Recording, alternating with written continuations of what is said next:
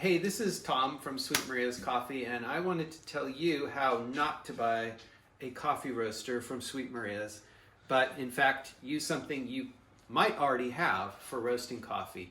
So I've recently discovered that the convective toaster oven or air fryer of this sort of design can work really well for roasting coffee. In fact, it roasts a pretty big batch of coffee. So I bought this particular model because I found that it fit a drum that you can buy online for about 20 bucks. Not a particularly good quality drum, but the spit rod that came with this rotisserie model air fryer worked with this drum. Now this didn't work out very well. Seems like it would. It roasts very evenly. It roasts way too slow. It kind of bakes the coffee. And it's really hard to see what's going on in this drum. So it's really hard to judge the roasting. However, at the same time, I found out that you can roast really well, kind of modifying with putting tinfoil over the air fryer basket that comes with this oven. And I'm getting some really good results, and it's roasting a lot faster than the drum. So I want to show you how I'm roasting, and I'm going to demonstrate roasting 300 grams, which is 3/4 pound of coffee, really well in this toaster oven. So the first thing I'm going to do is preheat this oven, and I'm going to change the temperature up to the maximum. So in this model, I actually use the bake setting. But the air fry setting does work well also. And I will just start that preheating at the highest temperature possible, which is 450. That's why I prefer the bake setting, is it roasts at a hotter temperature than the air fryer. And on this oven, you can basically then set the convective fan, which is key to roasting in these. This is why this is not very good in a regular toaster oven. So you need a high convection type oven, which a air fryer or some of the convective toaster ovens are. I use tinfoil on this sheet. And the reason is, I'll show you some photos, is that the screen that comes on this allows some coffee to fall through or get wedged into the mesh, which is an expanded metal. And I want to show you the other thing that I'm doing that's a little bit important, is that I am starting out the roast with the coffee in the center in about 2 beans high level, not at the edges, and especially not in this area, or along the back. What I'm finding is that those are 3 spots that are not roasting as evenly as the rest, just due to the convection pattern. So this works really well for the initial warm-up. And then I'm going to spread it out about 5 to 8 minutes into the roast. I will actually distribute it more evenly by simply shaking it slightly. Okay, so let's let this warm up and go to step 2. Okay, so I've preheated my toaster oven to the highest setting, which will probably lose some temperature as I open the door and stuff. Okay, so I have this pattern for my coffee, about 2 beans thick, which is not the way it's going to end up when I'm finished. I'm going to go ahead and put it in on the middle shelf. And as I hit start here, oh my gosh. Okay, hold on. There we go. And I'm going to turn on the convective fan on the highest setting. And that's the key here. So the first point I want to make is that I had old convective toaster ovens that didn't have this amount of airflow. So these later models, like these that are being sold as air fryers, have a much higher convective airflow. And that's a key to roasting coffee in this oven evenly. The second thing I wanted to point out is I like the fry basket. Now, one of the key things here for me is that it is a very lightweight metal. So you're not using a heavy metal tray or a solid tray and conducting heat to the coffee. you are using the air more than anything. Now, I prefer to not have the tin foil, but I want to avoid having coffee get lodged and wedged in the screen material, the expanded metal. And actually, I'm modifying it to make a finer mesh on it and see if I can avoid using the tin foil. It's not the worst thing in the world. But again, I don't want a lot of mass of metal around the coffee because I don't want to do conductive roasting. I want to do convective roasting. That's how you get a better roast taste from coffee. Okay, so I'm approaching 5 minutes now, and what I want to do is I want to spread out my coffee now. And in order to do that, I have to grab something to hit this with, and I'm going to just take it out, shake it around, and spread it out. And in a minute, it's going to be time to increase my temperature as well. So we are actually, we were at 430 when I shook the screen out so that the coffee went flat. Now, every time you open the door, you're losing heat, so you want to minimize that if possible. But one of the most fantastic things about this way of roasting is you can see the coffee roasting and hear the coffee roasting like no other roaster because it's static, because it's sitting there. And there's nothing wrong with the coffee sort of not turning in a drum, provided you have a high airflow. Okay, so moving along here, I am seeing a little bit of unevenness in this roast because my coffee was a little bit too far away. So I'm going to open up, do a little bit of rotation. I like to avoid opening it, but if you got to, you got to. Give it a little shake. There we go. Let's continue. Okay, this is 9 minutes and 30 seconds, and we're just on the verge of first crack. Let's take a quick peek.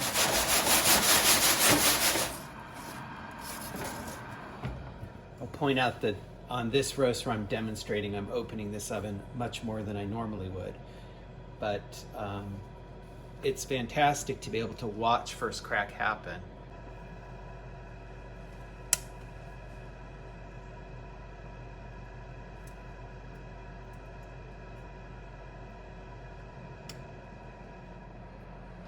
So I have this set a little bit low. I'm roasting at 400. In other cases, I've increased this a bit higher. I'll give it another shake there. I'm actually going to go ahead and go up to let's go up to 415. And we're at 13 minutes apparently right now. My roasting in this has been very even. It does have an appearance when the roasting is finished that might make you think it's a little lighter than it actually is. And one of the reasons is that none of the chaff gets removed from the coffee in this process. Unlike air roasters that blow it off and drum roasters that agitate it off, it all kind of stays in place. That's a good thing because we don't want it around and getting into the burners and into the fan of the convective air fryer, toaster oven, convection oven. So that's kind of good, but it does throw off your perception of the roast and maybe even of the roast quality because it looks a little different with all the chaff still adhered to it. It's easy to remove the chaff in cooling, and also the presence of chaff doesn't affect quality. Let's take a quick peek again. That's looking quite nice. We're definitely close to City Plus roast, City to City Plus, medium roast. We're gonna take it a little bit darker. And I really feel that the advantages here are roasting a lot of coffee. I don't quite like full pound in this, 410 grams, something in that range. I prefer 300 or even 200 grams. And I also think that this is better for a slightly developed roast like Full City to Full City Plus. The lightest light roasts are a little less sweet, I think, than some other roast methods. And really dark roasts are going to create a lot of smoke. And since you're likely not going to be hauling your convection toaster oven in and out of the house to do this, you're going to do it in the house. Smoke's, going to be an issue. Let's take a quick peek again. It's looking very nice. And this is a AA Kenya. I've been using it to test because it's one of the coffees that doesn't fall through the screen as much, but with the tin foil in place, I can roast pretty much any coffee. I'd be a little hesitant to roast some dry processed coffees. They're going to produce an extra amount of chaff in this sort of enclosed environment. Okay, it seems like we're all the way through first crack, and we might be getting a bit towards second crack at this point. So that's a nice developed City Plus, nearing full city roast. I think it's time to stop, and I'm going to take it outside and cool it on a cookie sheet.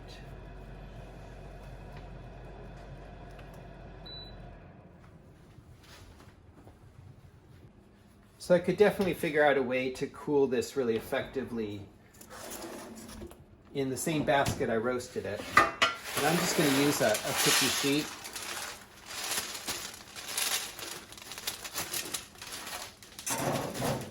And of course, this is inherently, like any cooking, dangerous. You're handling hot things, etc. So let's take a little look at this roast as it cools here.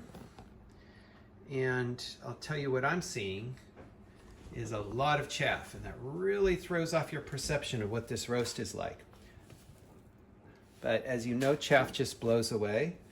And what I'm seeing is a really good City Plus roast of Kenya.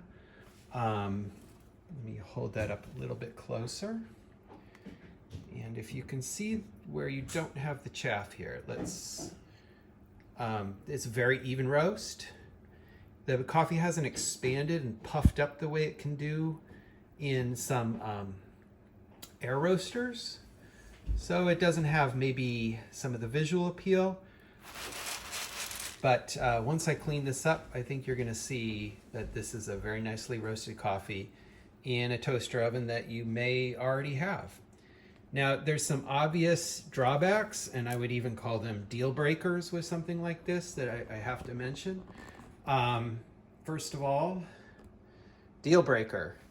Are you going to want to roast your rotisserie chicken in this and then roast your coffee in it?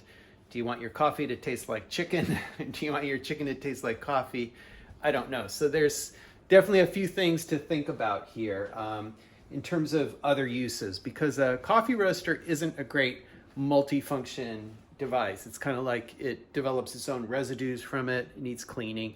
So you're going to have to think about that. And also, are you going to want to roast coffee in your kitchen? A lot of people take it out. Are you going to be okay with taking your toaster oven in and out of the house? Would you rather it just stay put?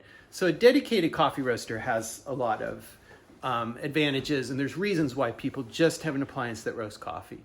However, I'm just really amazed how well this works. We used to talk a lot about oven roasting coffee when I first started Sweet Maria's, and it was never a great method for a lot of reasons. And a lot of it was issues with smoke and issues with the evenness of roasting, because every oven has hot spots. And even in here, you saw that there was some slightly uneven development early on, but it all works out pretty well later on. And it's this high convective airflow that's turning, what was kind of a marginal roasting method into something that actually produces some pretty nice coffee. So I'm pretty excited about the possibilities here, and I'm still working on what the best way to roast is. And as you can see, I've actually already added a finer screen to the top of my air fryer mesh to see how that works, and I'll be testing that out, because then you get the full benefit of convective air coming all around the coffee. And maybe I'll set the toaster oven at a lower temperature for a longer warm-up period, and then increase it a bit at the end, since it might tend to roast faster with that airflow all around the coffee. But hey, it's a great method and I really recommend it. And you don't need this oven. This was a little pricier because it has the rotisserie spit, which didn't really help at all. So I suggest there's some other models that are $100 from what I've seen and work pretty well. So yeah.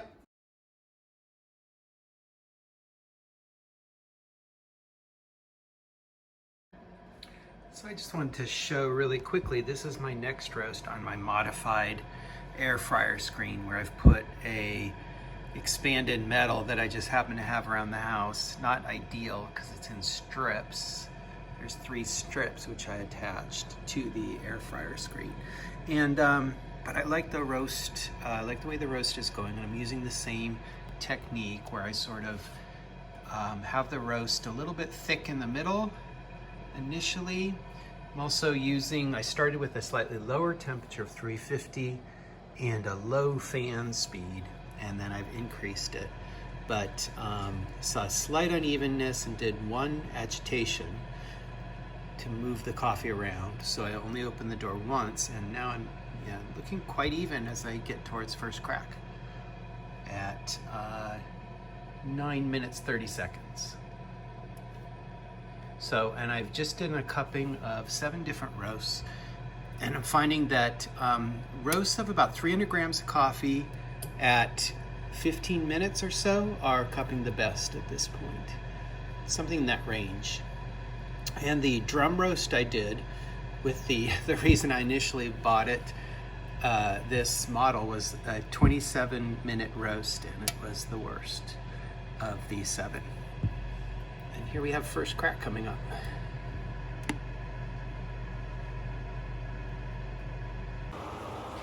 So here's a quick segment. This is a fan. I just put it outside. This is my quick way of cooling coffee, and I really like how this looks. But this is just the air fryer screen directly put outside.